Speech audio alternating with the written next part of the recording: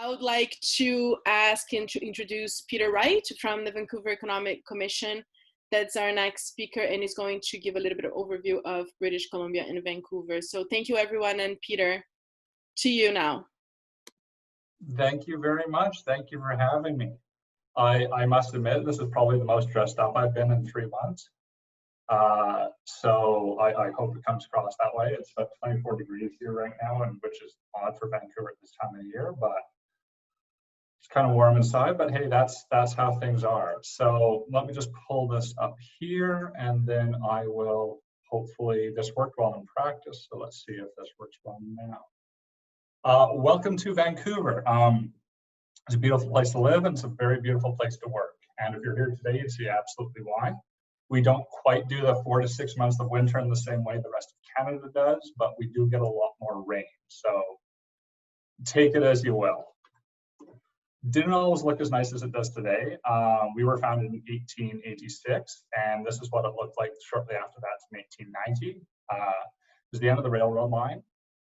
So it was right at the port, and that way we could get a lot of the British Empire could get a lot of the timber off to other parts of the world. And it was pretty much a logging town, and natural resources sort of dictated things for a very long time. In Vancouver, it didn't really sort of grow into a much bigger city until about 1986, and that was when we hosted Expo, which was the world's exposition. And that put Vancouver on the world stage, and we got an increase in immigration, as well as significant more construction in the city, and a move away from industrialization, and raising more sort of tech options. Next slide, please. And then if you look at today, quite the change from what the city was to what the city is. It's an area that has a lot of high-tech companies. We still have a lot of natural resources as well, but that's sort of evolving in a way where sort of tech companies and clean tech companies are working with these natural resource companies in Norway to make them more efficient and more sustainable. Next slide, please. So geographically, we're on the southwest tip of Canada, which means that, as I said, we largely dodge winter. As you can see with the snow on the mountains there, that's where it tends to stay. I think this whole entire winter, we had about 5 centimeters in total over the 2 or 3 months when we actually could get snow. We're very close to the US there. Our southern border, that's the dotted line. And then we have the Fraser River going right through us. So that sets us up very well for logistics and transportation. We also have one of the, I think 8 years in a row, it's one of the best airport in North America in Vancouver. And that gives you proximity to Asia. We have more flights to Asia than any other city on the west coast of North America, as well as a significant amount of flights to Europe, as well as to South America, mostly via Mexico. Next slide, please. So as I said, we're a global gateway.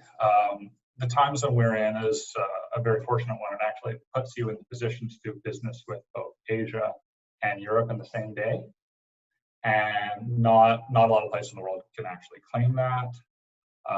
As some of my colleagues probably talked about previously, Canada is part of a lot of free trade agreements.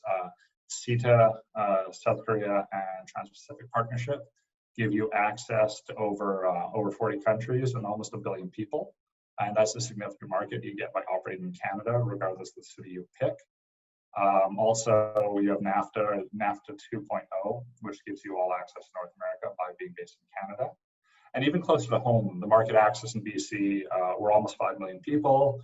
If you include Washington and Oregon to that, so Seattle and Portland being those 2 largest cities, it's 11.5. And then California is a 2-hour flight away, and that's 40 million people there. So pretty significant market, just to sort of connect everything else. Next, yeah. We're part of the tech time zone, and that sort of stretches from Vancouver all the way down to San Diego, including cities such as Seattle and San Francisco. These cities have all sort of embraced technology and the advancements from that, and will work with a lot of those type of companies to foster their growth. All the companies listed below there, Microsoft, Amazon, Salesforce, all have large offices in Vancouver, sort of focusing on tech and the evolution of that. And 2 of those in particular, Slack and Hootsuite, were actually both founded in Vancouver and have grown into billion-dollar companies from being based here. So now Thank you. Some of the benefits about being Vancouver is pretty significant competitive advantages. The free trade agreements, as I mentioned, give you a lot of access to a lot of different markets. Excuse me.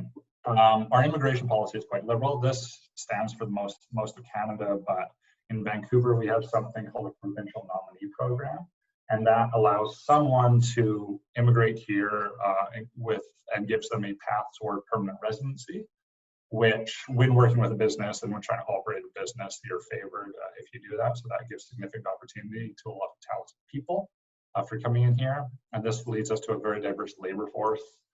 So you get people from all over the world with new ideas and ingenuity, and all of that sort of comes together to make it a very strong ecosystem.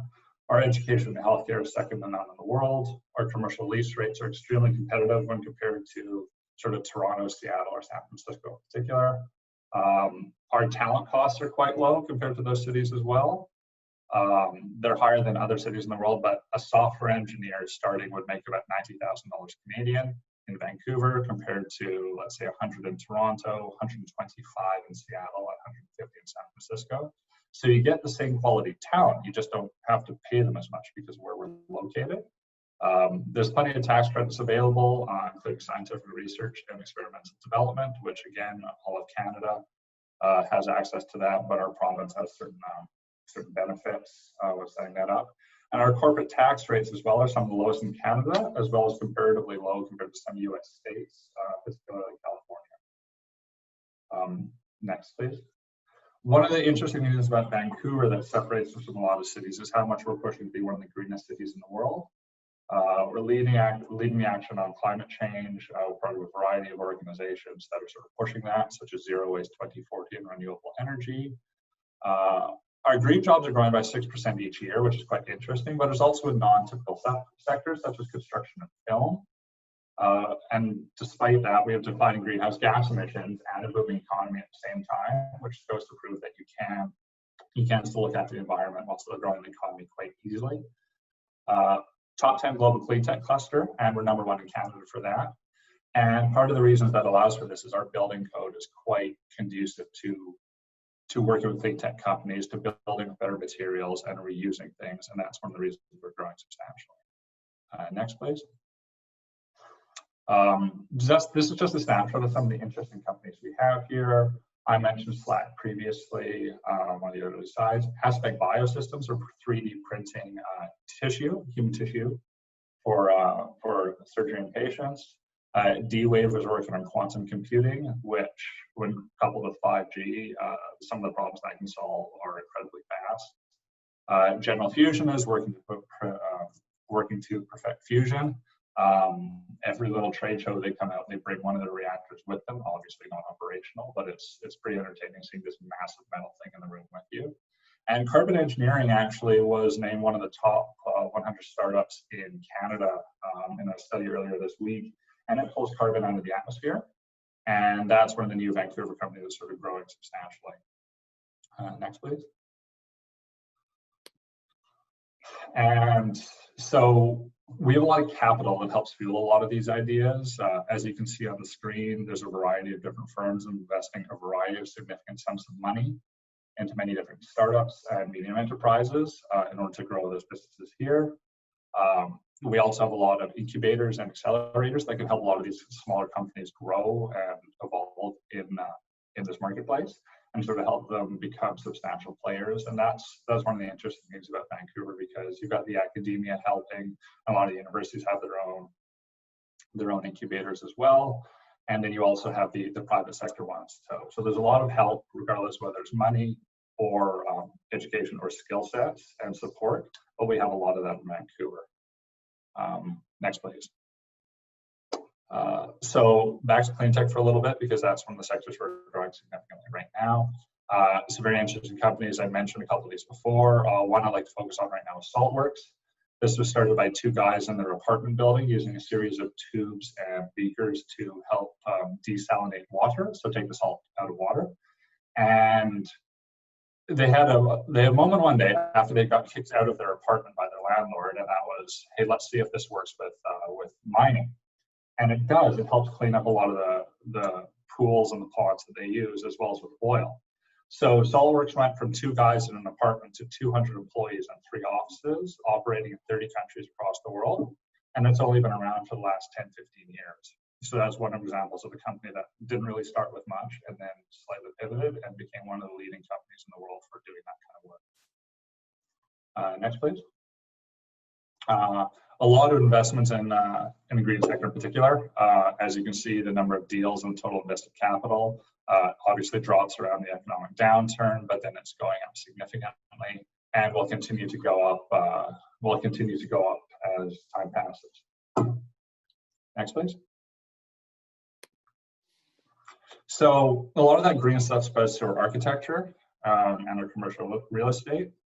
The building on your left there, that is the headquarters of one of the largest telecommunication companies in the country. They recycle all their water, have hundreds of solar panels on the building, and really are leading the way in sort of green technology and green infrastructure and office space. But this is something you see a lot in Vancouver, growing amount of towers being built, focusing on green standards and clean building.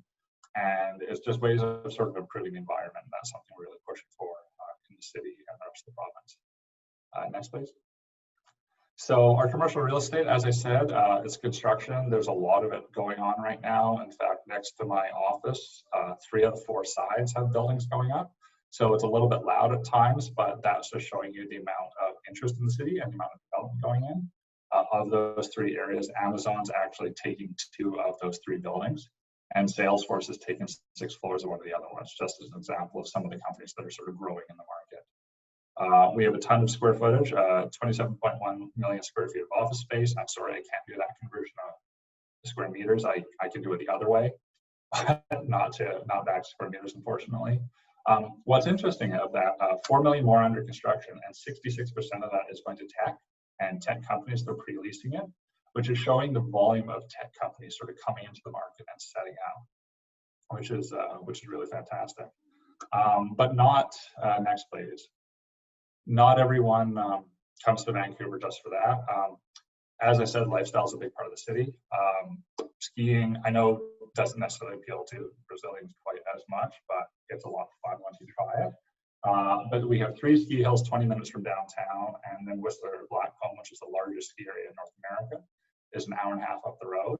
And if you don't like skiing, we do have beaches as well. Next slide, please. They're not quite Ipanema, but it's still 25 to 30 degrees in summer here, and we have tons of beaches throughout the city.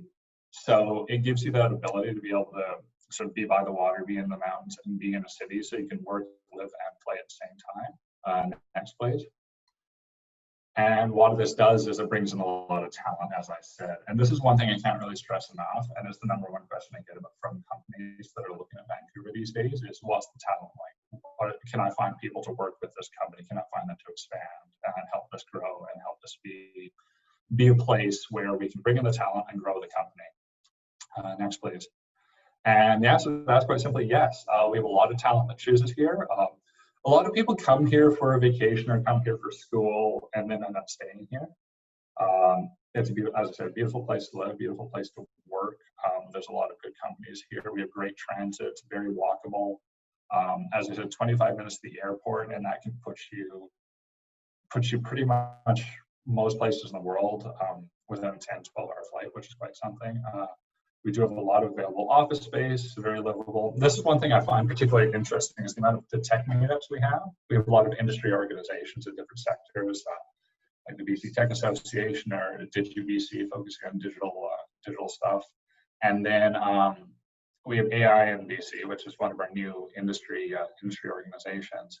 And as I said, we have about 20 meetups a week on average, hosted by the different industry organizations or the companies that give talent and companies an ability to meet with each other, network, work together. It's a very collaborative culture here.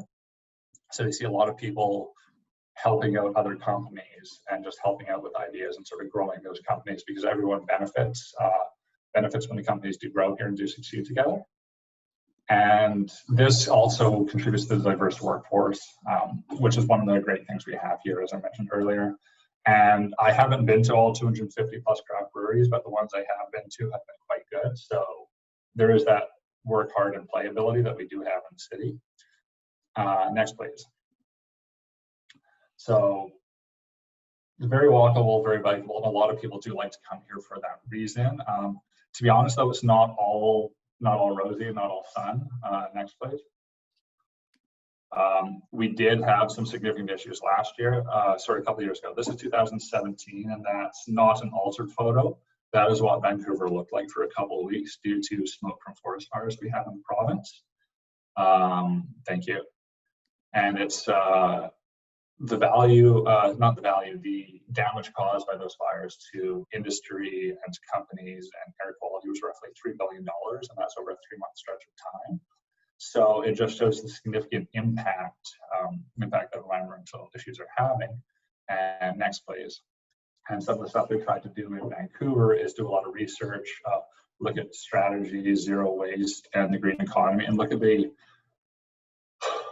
benefits that can be done by working on improving things, improving the environment, and improving businesses to the point where they're sustainable and they're green, and how these can grow, and how these provide economic opportunities for those companies and allows them to grow. And we partnered with the federal government and Invest in Canada to be able to show this and demonstrate a lot of that. And next slide, please. One of our more recent ones we did was on green building and using technology in construction as well. And over the next decade, there's probably about a $3.3 billion market opportunity for companies either in construction or doing projects that can be used in construction or technology improving buildings. That can, it's a tremendous opportunity because we don't have a lot of those type of companies in Vancouver, and it would give any company that wants to come to the market a significant opportunity to grow. I mean, 3.3 billion is pretty significant area to look into. So that's one of our latest studies that we put out. Next, please. And we don't just, a lot of companies that come to Vancouver sort of will come in and then not necessarily have the connections they need to sort of be able to grow or develop or anything along the lines of that. And what we do is we do a lot of support in order to help these companies grow. We don't just sort of help them set up and say you're on your own. We'll connect them with the right professional services or the federal or provincial government or businesses such as telecommunications or transportation agencies and utilities, help set them up as partners so they can sort of demonstrate what their technology and the programs are and see if there are ways that they can work together to sort of develop a stronger company, a strong market position. And we work with them consistently to help them grow and then watch the companies develop, because we want companies to set up here and then stay here and grow here, because it develops and strengthens the ecosystem as we do that, and everywhere it gets, the whole area gets richer as a result. And yeah, next slide, please. So I just really want to thank you all for listening, and I'm happy to take any questions you might have. So let me just stop sharing here. Thanks, Carolina, for that. I appreciate it. Yeah, no, of course. I would like to see, I have one question actually that I'm actually very curious. You mentioned Absolutely. a lot about commercial real estate and how important it is for Vancouver, right? How many developments are happening. We all know that after COVID, there's a lot of companies that are reassessing the need of having offices for all their employees. And we heard about a couple companies, including Spotify, that are moving completely to a remote environment. So considering all of this, how do you see the impact on this in the economy for Vancouver if it really becomes a hybrid between remote and in-presence offices? I see it just as offices using more shared spaces more, such as a WeWork or a Regis entity, as well as offices, say you needed, I don't know, 2,000 square feet for your employees, and you're still going to need an office space. I find it's important to have an office for a company, for a place to meet. There's only so many meetings you can have in coffee shops before it looks unprofessional. Yeah. But they're going to be smaller. So instead of having one company taking 2 floors, you might have 4 companies taking those 2 floors. So there would be a retraction in that sense, but it also means that it's going to be cheaper real estate for companies coming in, because landlords will have to reduce pricing most likely, which is beneficial. And it also means that companies can set up their offices how they want, still maintaining an office space while still allowing companies to work from home. And when you mentioned Shopify, they recently announced they were going to take 4 floors of a building here, up to 1,000 people. I don't know how the negotiations go on. I'm trying to get out of that lease, but at the same time, they already have 100 people in the city working in shared office space. So they will still utilize some office space of that, I'm sure, but I think there will continue to be a lot of remote working going forward, but the office is not dead by any stretch. I just think it's going to be smaller. All right. Well, thank you so much. I really appreciate your time here today. Again, the presentation will be available on the website. And then if you have any further questions, like to connect with Peter to understand a little bit about Vancouver and if British Columbia is the place for you, please feel free to connect with him. I have to say that the Sea to Sky Highway connecting Vancouver to Whistler is probably one of the most beautiful ones that I've ever drove in. So I think it's worth going just to at least get a little bit of sense of how beautiful the province is. And the weather, of course, right? Like it's the Canadian California, so it's pretty amazing. Well, I would like to thank everyone here today again for joining us for this third session. I know it's been a long 2 days. So in order to, I would like to ask and invite Elise Hassicot to do the closing remarks for us and all those 3 sessions that were meant to set up the stage and make sure that you're understanding Canada well before taking part of Collision next week. So Elise, up to you. Thanks, Carol. It's been a real treat to be here in the last 2 days, and I think actually I'm pretty sure that those companies who have participated in the program feel the same way. Not only they've been able to learn about the diversity around Canada, some of our values, the reasons why we're a good choice for investing, whatever city you pick, depending on your business model and on your needs. But I think also the expertise that was shared in other sessions on financing, on you know, legal aspects, and as well as on you know, real experience from other entrepreneurs who made that decision to invest in Canada must have been really, really inspiring. I'm hoping anyway. Definitely, I was inspired by their stories, so I think our participants will be as well. Maybe just to you know, bring it like to a higher level, just to wrap it up. I don't know if anyone has seen this, but about 2 days ago, I believe, there's a really important report in terms of foreign direct investment confidence that is published every year, and the 2020 version of this, and it's the Kearney Foreign Direct Investment Confidence Index, has just been published a few days ago, and Canada ranks number 2 in that index, and for many years in a row is in the top 10. So this is actually really good news, even though, you know, we're all facing worldwide some economic difficulties, whether, you know, it's COVID or oil prices. Still, the Canadian fundamentals are really strong. I'm just gonna, I really like that sentence that came from one of the co-author of the ranking, who said, "It's no surprise that Canada has such a high ranking. It has developed a stable economy, strong infrastructure, and a well-educated workforce, providing a solid choice for investors."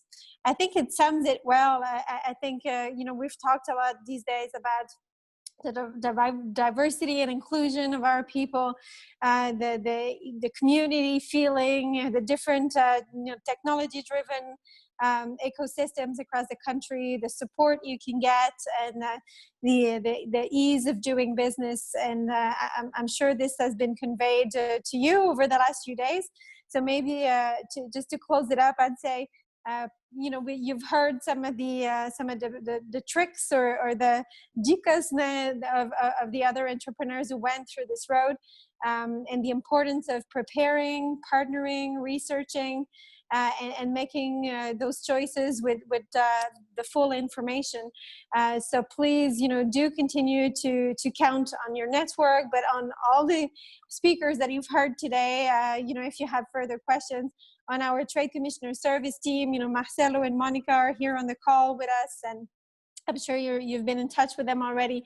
The BCCC also, the incredible work they've been doing, without mentioning also our Brazilian partners like Apex and the consulate, who also play a really important role in that internationalization of Brazilian companies.